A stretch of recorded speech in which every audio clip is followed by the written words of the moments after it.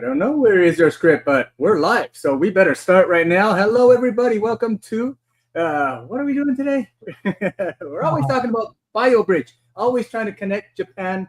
This is the live stream where Japan meets the world in anything that's life science, therapeutics, health innovation, biotech, digital, AI. It's also something that's pretty hot these days, but this is where you got to be when you want to talk about Japan, connecting Japan in the world, in the life sciences.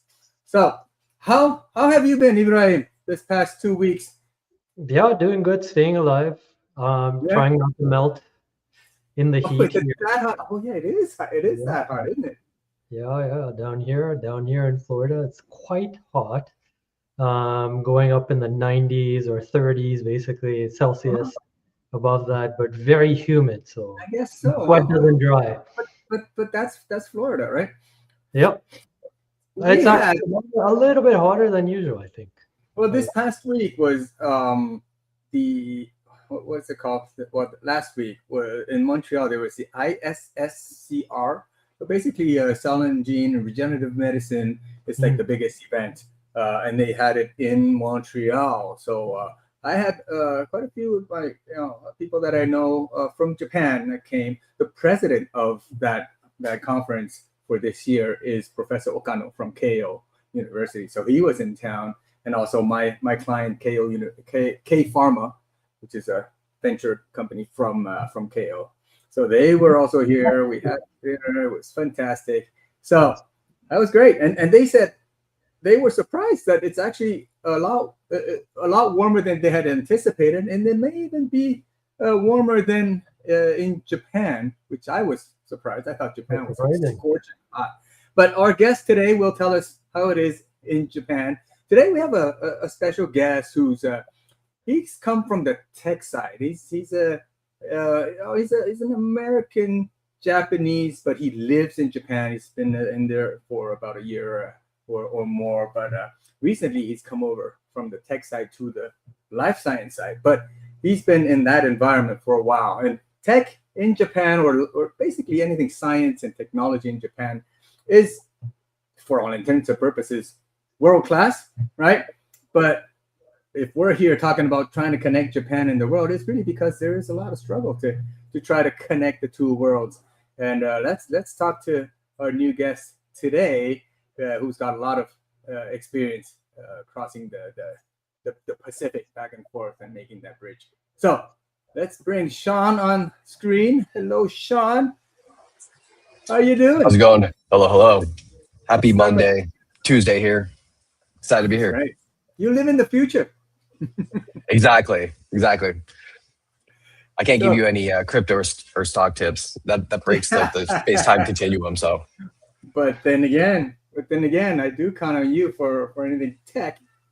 That's how I have you in my mind. Like, and then recently you jumped over to my world, and now you're mixing it up in my mind now. But you're doing well though. You're doing well. We just met like 2-3 weeks ago at Bio International in San Diego. That was fun seeing you mixing with the life science folks. You blend in very well. You're doing very well. You're the kind of guy who just goes in there and just says and does and just kind of figures it out along the way.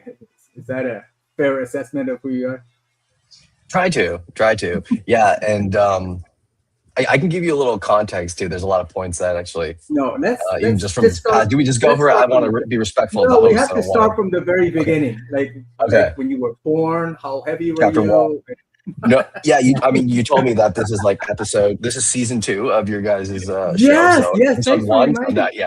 Yeah. Thanks for mixing reminding it me. up a little bit. We completed a full season of BioBridge at the last time, and today is the first session of the new season, BioBridge season 2, and you are our guinea pig. I mean, you're our very first special guest.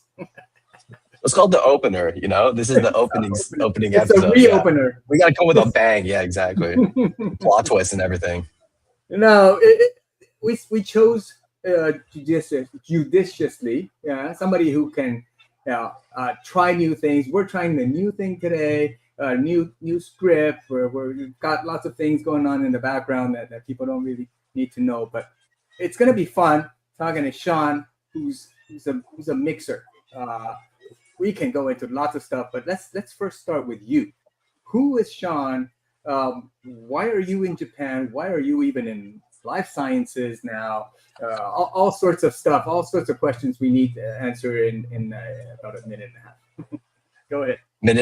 I'll do my best, and it's just funny that you bring it up. I'll give you the quick and dirty of it. So originally from the San Francisco Bay Area, dad's second generation Japanese, mom's Irish American. Zero life sciences background. I moved to San Diego for university, and I kind of just stayed there for about 8 years. My professional background is in health insurance, and I was a broker. So, okay, I didn't know that. health insurance. Yeah. And I did that for about 8 years. So strictly, I mean, it was all sales. I'm going to say just relationships, sales. How can I get into, different groups, networks, connect people, and COVID happened. And then there was a point when I was paying rent in my apartment downtown San Diego, and all the restrictions were there, and all the restaurants, bars, places I like to go were closed. And the building asked me, it's like, do you want to renew your lease for another year? And I was like, no, I don't. So canceled my lease, sold my book of business for the insurance, sold all my furniture, and I moved to Mexico. And I was just kind of spent the time thinking about, what do I want to do next? So, like nobody was traveling. Dude, the Airbnbs were incredibly cheap. Flights were even cheaper. And basically I had the opportunity to go to a bunch of the touristy spots, and nobody was out. So if you're familiar with Chapultepec Park in Mexico City, it's pretty much just me going around taking pictures, everyone else is staying home. Just a little side branch here. Sean and I know somebody, in Mexico, just so happens to be, a common friend of ours, and we were partying in San Diego just a few weeks ago with our friend Victor. And I must admit, can you bring him on? Sorry, not yet. Maybe one day when we start to work with Japan. But I just wanted to commend you on your, like I said, your ability to just go and mix and then do something to a very high level, like your Spanish is hats off. It's very, very good. So thank you. And I mean, if another side tangent, I mean, I studied Spanish, was actually in school the only thing that I actually enjoyed studying, because I saw it as the only thing that was practical outside of the class, right? Because it's okay, I learned math, and then outside the class it's I have a calculator, but it's I have a calculator, I can do the, there was Wolfram Alpha at the time. So I was like, well, okay, why do I have to learn to do this by hand? But languages I saw and people skills were so directly useful outside of the classroom. So anyway, that's my. And I suppose that's been handy once in Japan also? Been there for a year, more than a year right now? Big time. Well, just to close the circle on the story, when I was in Mexico, a friend of mine had a cybersecurity startup, and they sold mostly to biotech companies. So that was the kind of connection to biotech network there in San Diego. There's a lot of investors, researchers, UCSD, right? So, and then to come back, I always wanted to live in Japan. I tried applying for a visa for almost about 8 years. Never, got rejected twice, and married my longtime girlfriend who's Japanese, and now I'm on a spousal visa here. Well, there you go. So you ended up in Japan, and now what are you doing? Now I'm here, and I'm helping Japanese in the life science industry. Japanese companies go to the U.S. and actually, there's a U.S. fund. I can't share too much right now, but in the next couple months, I'm helping them come to Japan. But that's a little bit more in the medical device space than biotech. So, but main part of what you do is really helping Japanese companies. I know, some of the companies that you are helping, I know. And one big trend recently is globalization. really globalization. We've been talking about it forever, but now you really see Japanese companies want to go out, run clinical studies outside of Japan, or go to the US and set up like an affiliate or even a headquarter in the US. That kind of thing is very well supported by the government. Also, lots of grants and lots of resources going in there. So you, with your experience, some of it probably from the tech part, but so far in the life sciences, what are the kind of trends that you're seeing? What are the big obstacles that lots of these companies hit when they go out? Like they expected something and then it was not the way they thought it would be. I think it's kind of, there's a business cultural mindset, and what I mean by that is, I was born and raised in the San Francisco Bay Area, and the culture there is with all the tech companies. It's, if you have an idea, it's got to be a unicorn or nothing, right? It's like you're instantly thinking, the question you're always asked is, how is this going to make you $1 billion? How are you going to exit for $1 billion, right? And here in Japan, it's interesting, the startup scene, specifically in the life sciences, because they have the option for an IPO in Japan. My personal, I mean, I'm curious your guys' take, but I think that it allows kind of like an exit that doesn't necessarily exist anywhere else. In other, it's like big enough that it's kind of, it can be a successful exit. The owner can sell his shares once it goes public, have a nice house in Omotesando or whatever, get his nice car, and just kind of like chill. Whereas in the US, if you're going to post on NASDAQ or New York Stock, it's like you need really substantial momentum, right? It's not like this is like our last resort, let's just see what happens. There's so many prerequisites and things to build too. Or you're also thinking, how can we, or the other is, how can we get acquired, right? So I think it's more of just like I don't know if I'd say aggressive mindset, or just thinking, hey, how do we like full throttle, let's go. But that's what I'm seeing, is that there's a mismatch in expectations. Break things. Exactly. It's like, let's be cautious, and they want to do everything they can to not break anything. Yeah. But correct. But totally. Well, I didn't know that was going to be the first thing that comes up. But yeah, precise. But the fact of the matter is, though, Japan has world-class science, world-class technology. It's just not meeting like crossing that Pacific well or efficiently, effectively. What's the problem? Like what exactly? It probably goes both ways, right? It's like you said, it's the aggressiveness of the Japanese companies going outward, but also U.S. or foreign capital is not coming in, efficiently into Japan, despite the fact that everybody knows that per capita Nobel Prize in Japan is through the roof, right? So what's not translating here? Yeah, it's funny you say that, because from my experience, the technology or the science is never the issue with the companies. I'm thinking it's probably a localization thing. Like there is a language barrier, but there's also, just from my experience and just kind of observing, actually, I think bio was a great like microcosm of what's going on. I was just kind of observing some of the companies and how are they pitching like American corporates or the CVCs or like the business development arms of these large pharma companies. And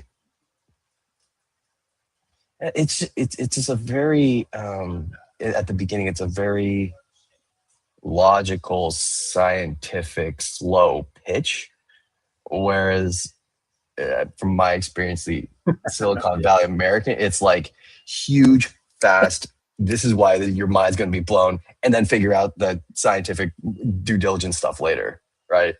And so coming from both sides, I do understand that if you're an American expecting that, you're like, you roll your eyes and you're like, all right, give me your next huge, massive thing. And then you get this 15-minute like, oh, this is why we're humbly telling you that this will, support your pipeline and you're going to want this. I just see there's a gap, and I'm calling it, my first thought is calling it localization, kind of how they ads are, but So there's something there. so the Japanese companies really don't understand what the investors or the global companies or global investors are expecting, I guess, I think, yeah, I think they're afraid to kind of like push at least what they're saying, right? yeah. Oh, Whereas totally. Americans, it's like, yo, we'll see what hooks, and then Yeah. we'll figure it out later. We'll figure it out later. Build the bridge after we already promise it, right? So yeah. So The elephant in the room kind of thing, right? Yeah. Let me segue that to actually, like, how does a Japanese company make, I guess it looks from the outside as if it's conservative, what the Japanese approach is. But like, what do you think is actually a smart move within that? So I guess the teleprompter is going underneath, not the teleprompter, the prompt underneath. So is it conservative or is it smart? Oh, the other side of the coin. That's really nice. So what do you, in the context of, is it conservative or smart? So we were saying that they're trying to explain a lot of the science and being, very diligent in taking, each step slowly, whereas the U.S. style is more like, move fast, break things, build the bridge. Here's the problem. This is how we're going to solve it. But the other Japan is like, this is how we're solving it. This is why we're solving it. Yeah. This is how we decided we're going to solve it, et cetera, et cetera. Like, is that conservative or is that actually smart in its own way? Like, so what are the advantages of this? I mean, I'd say the advantages are definitely on the operations research. I'm going to say just the structural integrity of things. So on that aspect, I think it is obviously smart to promise what it's kind of like under promise, over deliver. I mean, they deeply under promise, even though I just don't think it's an appropriate place in marketing, though. I mean, marketing and sales to always under promise, talk super small, and maybe be conservative. You're always going to get beaten out by the catchier, more interesting thing, at least as a hook. Just coming from sales and marketing. Maybe on an independent company perspective, you're right. But as a whole, as a culture, as a country, Japan is known for quality. Japan is known for attention to detail. Japan is known for keeping promises, arriving on time. All these things that make Japan is because everybody pitches in and does that, right? And now we're talking about the other side of the coin, but yeah, it's got its advantages and disadvantages. I think it's an interesting problem, right? It was funny because Tetsu, like the way we met on LinkedIn was actually a post that I wrote that was about this conservatism. Like, it's like, okay, Japan has this edge of attention to detail on quality and whatnot. So my question on that post was like kind of a philosophical question. So it was like, should Japan actually try to match, the Silicon Valley energy and whatnot, so it excels? Or should Japan actually stay on its course and actually like lead with this conservatism? Like, is that the edge that it needs to preserve for it to continue having that edge? And I don't know, like, since you're in Japan and you're coming from that marketing and that sales perspective, do you think like Japan can survive or will keep its edge by actually, like, I guess not under promising anymore? Man, that's a deep question. As a whole and like a country and as a culture, I don't know. I don't think I'm qualified to answer that question. I don't know. I mean, I think there's probably some geopolitic guys that have done a lot more like studies than me. But I guess I was just going very specifically off of life science companies in Japan, probably more on the startup-y side that specifically want to go to the US and they're fundraising in the US. Yeah. That's this kind of very narrow thing that I'm looking for. And yeah, when Tetsu's kind of talking about work fast, break things, think big, I don't know, like, and when you tell that to a Japanese person, maybe they'll go from like 1 to like a 3.5. Yeah, obviously. And then there's like, you know what I mean? Like when I say, I'm like, let's go 15 out of 10, they're like, whoa. And then they go from like 3 to like 4.5. It's like, okay, right. And I'm also trying to imagine my audience or who I would be giving this advice to. But with yeah. JP Morgan, with Bio, Japanese companies are coming out and meeting with the US Totally. companies, US investors, and they always have some sort of traction relatively quickly. But a lot of them fall apart. I hear, Japan is too slow, or the Japanese side is like they're too pushy or too careless, or I don't know. What do you think? What's the thing that makes everything break down after initial traction between a Japanese company and a US company or a global company? Is it It's really interesting you just say that. culture? I think there could be a lot of different things, right? It could be individual. I mean, on one end, yeah, everybody's different. Every situation is different. Every interaction is different. So it's tough to sum them up as a huge whole. But yeah, I mean, I think it's just the expectation setting that if someone isn't used to working with a Japanese company, like having these snap decisions or having kind of the pressure of like, hey, like get back to me by X time, or else we're going to do something else, right? It's like talking past to you having the Western upbringing, but in Japan and working with Japanese companies directly. You see a tremendous advantage of knowing both sides of the coin locally on the ground, or is that a huge stress? Like, is it painful to work with Japanese company? What's your direct experience? Okay, so it's funny you say that. I mean, if there's a way kind of that I vet clients, and my niche is taking them specifically from Japan to the US. It's like to the US. I'm dealing with the Westerners or Americans more specifically, right?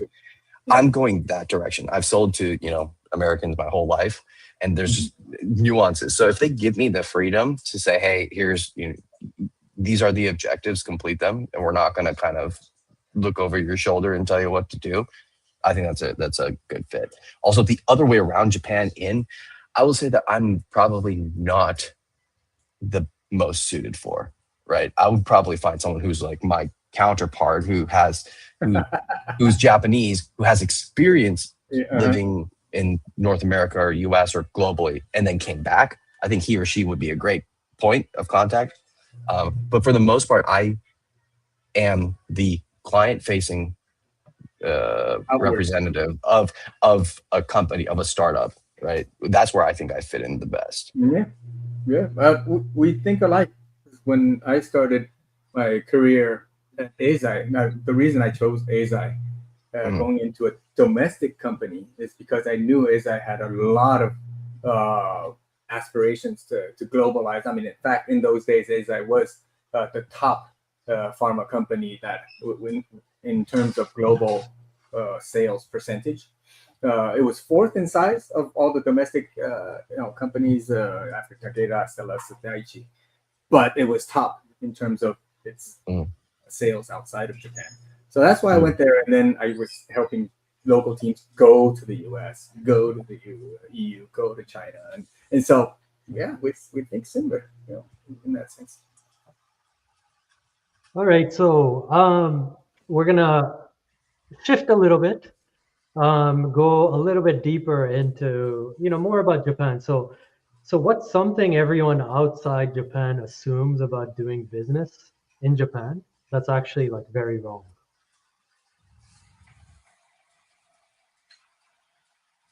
When you're saying doing business in Japan, you're talking about they have a product or something they want to enter the Japanese market into? Well, or like, I guess in your specific field, you're shopping out Japanese assets to the US market, right? Yeah. So what do US companies, your potential customers, have in terms of like assumptions or prejudices or whatnot that's like completely wrong?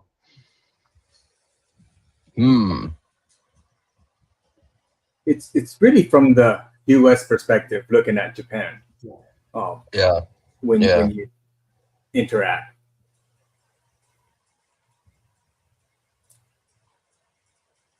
that hard? Because you're always going the other way. Well, I give yeah, you a question.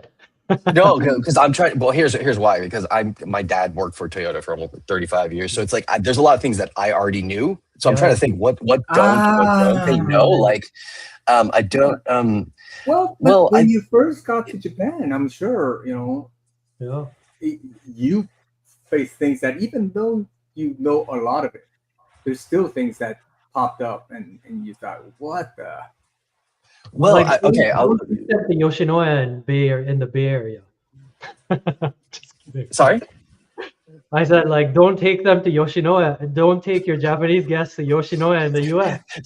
Or to a sushi restaurant run by Koreans, like a Yeah, Korean chain, that's something like right. that. You're like, so yeah, Right. put the cream cheese in it. That actually happens. Yes. Yeah.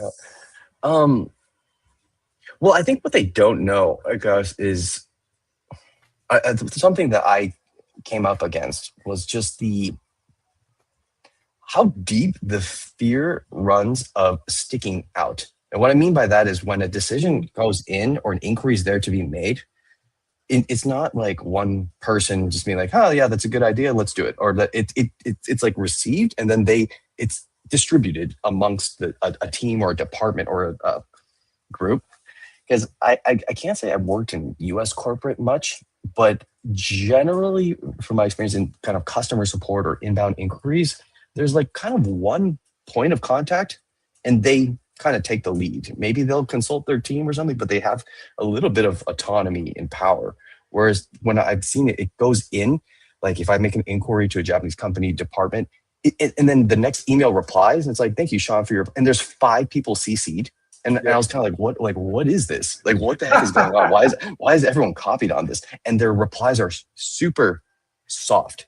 Yeah. I don't know if soft is a good word, but it's like the least So controversial. global companies, when they get that, a lot of times they interpret it very optimistically because there's not a solid no in there, or good. We That's will think about, we will the take it back and review it internally, and then maybe we got to the next step, and then we've got all these people in the CC.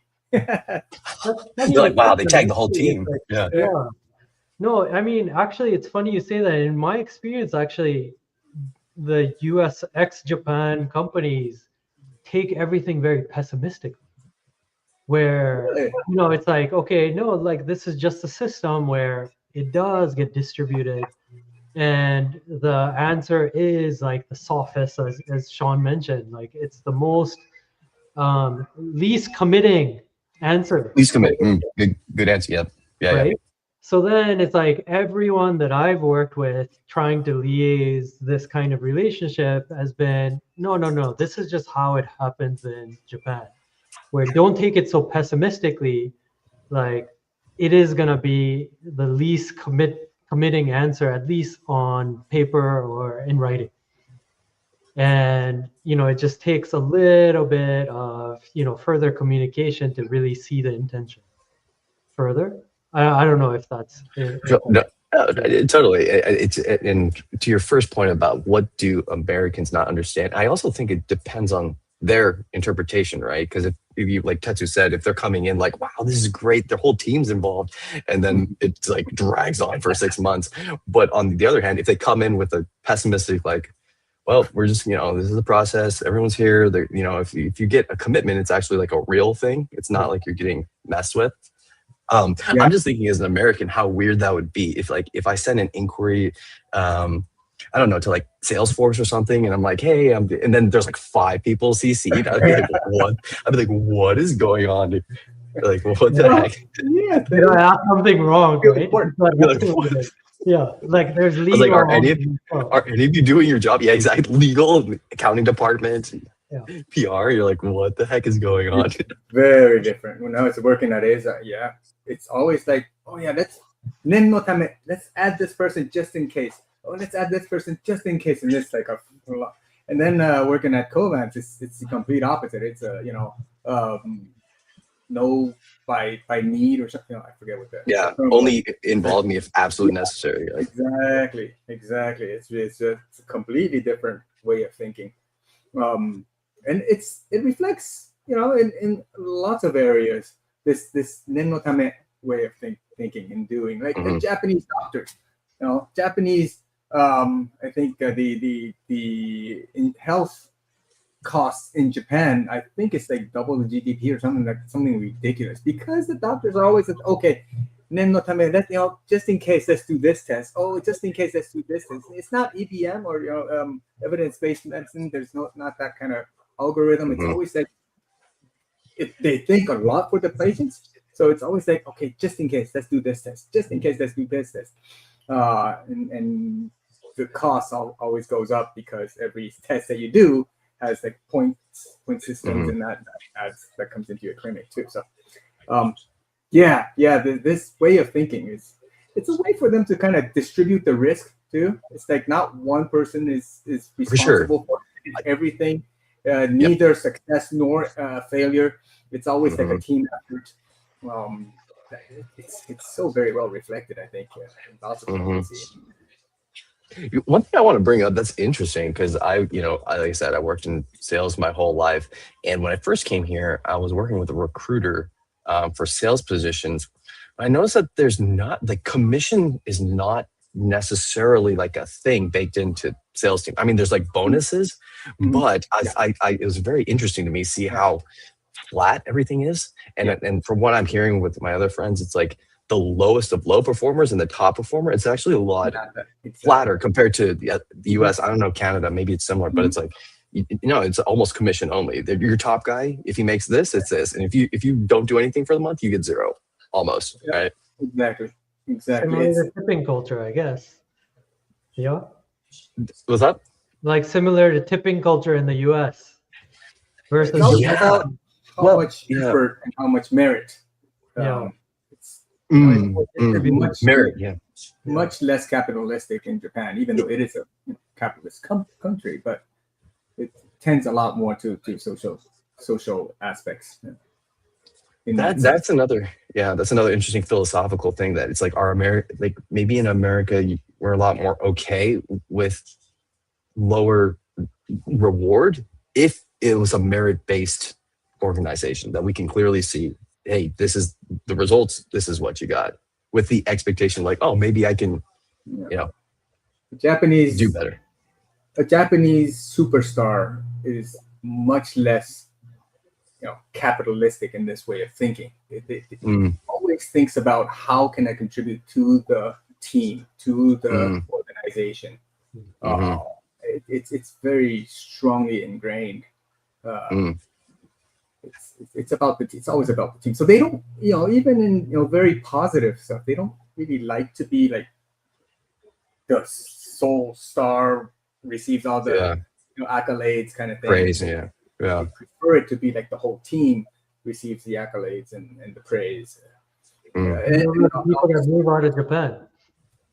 The people that want the accolade, they move out of Japan, right? Or they go to Singapore, or these places. And it's probably changing. I mean, it probably is changing. A lot more people who are thinking more, about this is my career, this is my, project, this is my, future. Look, there's pros and cons, obviously, to that. But Japan in the Industrial Revolution, and it's like everybody worked hard, and the economy just grew, and everybody profited together. So it's very strongly ingrained in the culture where we all work hard together and we suffer together, and we. There's a saying, "Onaji kama no meshi o taberu." You eat from the same rice cooker, rice. Yeah. So it's that.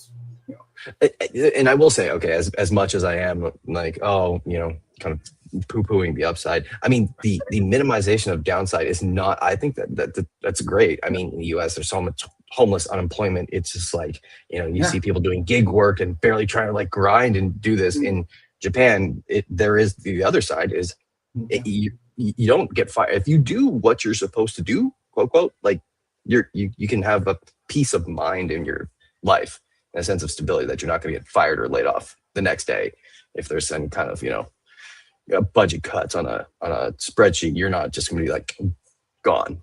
That there is like a togetherness, stability. They take care of you, you take care of them type culture. All right. So, um, just to keep the conversation moving, I wanted to ask you your expertise, right? So you're in Japan right now. You have a very good pulse of what's going on in Japan in terms of biotech. So what's hot in biotech right now in Japan? Hmm. I mean, it's interesting you say that. That I don't even know. I would say that that's my expertise. I'm in Japan, but I think my expertise is still selling and fundraising in the US.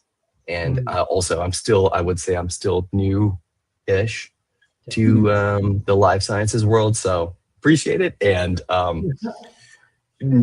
well, what's hot? I mean, the interesting thing that and Tetsu had a very interesting panel. There's an organization called AMED. So AMED, and then there's also Neto, kind of more in the deep tech. I'm not sure if you're familiar Sure. with it, but there's these AMED sponsored VCs that are looking specifically for kind of cutting edge research that they're matching or double matching investments. So that I don't know what's going to produce.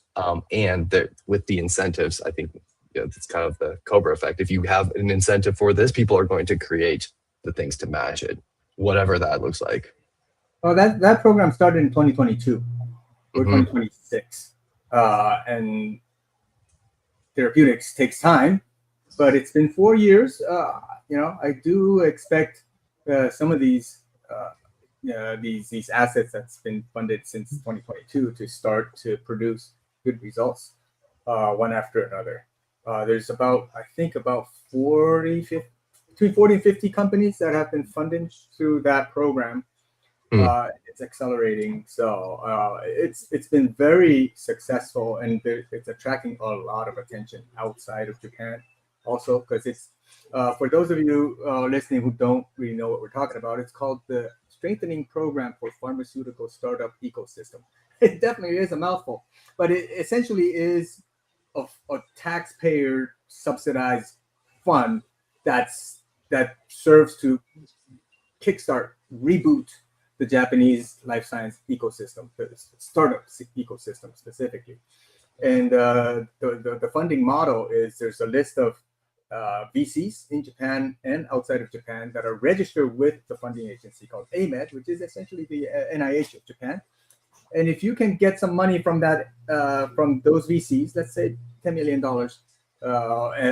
AMED will put in another 20 million on top of that. So suddenly, for all your efforts to raise 10 million bucks, you got 30 million in your bank account suddenly. And it's non-dilutive. They don't even want any equity, and they don't even want board seats. So the VCs are very happy. Also, of course, you put in 10 million, it's as if you've invested 30 million.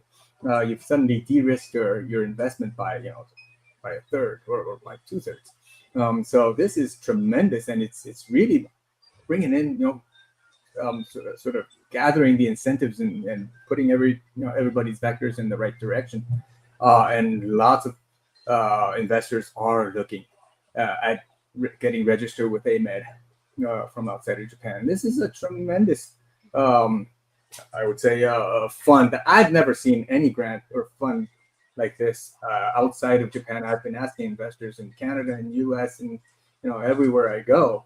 The maximum I've heard is like a regional thing that's like a 1-to-1. This is like a 2-to-1, and it's not even dilutive. So it's huge. It's huge, and they're talking about they're thinking about extending this because it's 2022 to 2032. So 2032 seems far, but it's right down the corner when you think about how long it takes to develop drugs. So Japan is really, really putting in a lot of efforts and resources into the ecosystem to really reboot it. So, for lack of a better term, because Japan is or was world leader right along with the U.S. in the 80s and 90s. Everything came out of either the U.S. or Japan, but then somewhere along the way, you all got concentrated into the U.S. and Japan sort of faded into the background along with the other countries. Now they want to come right back up to become the leader again. So that's what's happening in Japan, and you've been there for about a year or two. Not just Japan, but Japan, U.S. This globalization trends let's start to wrap things up. What do you see? Based on what you've experienced over the past year or 5 years, what's in the future for us in terms of globalization, especially in the life science or anything technology science related? What's waiting for us in 2027, 28, 29, or 40, 32, whatever window you think is appropriate? What's coming up? Yeah. Well, I mean, like you said, I mean, take a look at some of these AMED investments, because they're going to start to grow up, and they're going to need support. I mean, they're going to need support spreading the word, right, and helping localize really in North America or globally. So I'm sure they have fantastic research teams and the development teams, and keep an eye out if you're a Westerner, or you have those skills, or you have an idea. Just take a look at what's out there. If there's something that you understand and you have an interest in, I think there's going to be a lot of need and demand for people to bridge that gap, and there's going to be plenty of gaps to be bridged. Lots of Seans are coming into Japan. Tetsu's, yeah, Seans coming in.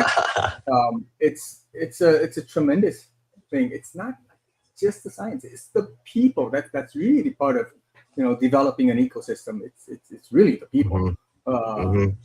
And as a foundation, Japan has tremendous science. We just need a lot more Seans to get that off the ground and really spread it around the world. That's coming up, right? Thank you. Sean, Tetsu's, and Abrahams. Let's keep going. Let's keep growing this thing. Cloning ourselves. Yeah. Maybe that's the next technology. We just clone ourselves. Let's keep going out. With the speed of AI? Yeah. And get CRISPR. Yeah, exactly. Exactly. Are you Sean? Are you here for? Exactly. Start glitching. All right. Well, Sean, I know you got another thing coming up, but thank you guys. so much. This is an absolute pleasure, and I peeked ahead. This is a fun start to season 2. I saw you guys got Rob in 2 weeks. Oh, Another great guy, fellow American. I know. Yeah, I know the heck. You're is it really? You posted it though. I didn't leak it. Just kidding. But yeah, no, that's gonna be a fun one too. Yeah. All the sluggers, the big hitters, the heavy hitters. Yeah. Oh yeah. Well, we started with you. Thank you again. Thank you. Kicking off our second season. You guys are awesome. Everybody watching, either now or on the recording. If you have any questions, do comment below. Put it in there. Sean, where can we find you? I think best is LinkedIn. Also, I have a backlog of some fun YouTube episodes, and that's going to be on my LinkedIn also. So you guys have inspired me to kind of let's get back on it, pick up the pace, and keep spreading the good word. Absolutely. That good people. It's there's not enough people doing this. There's a lot of good things in Japan. There's a lot of good things outside of Japan. But not enough bridges. We got to build more bridges, right? We need more people doing that, and we're all coming together to do that. Thank you again. Thank you for your time. Thank you for expertise, and we'll be talking to you again soon. Beautiful, gentlemen. Pleasure as always. Have a fantastic week. Bye-bye. Bye-bye.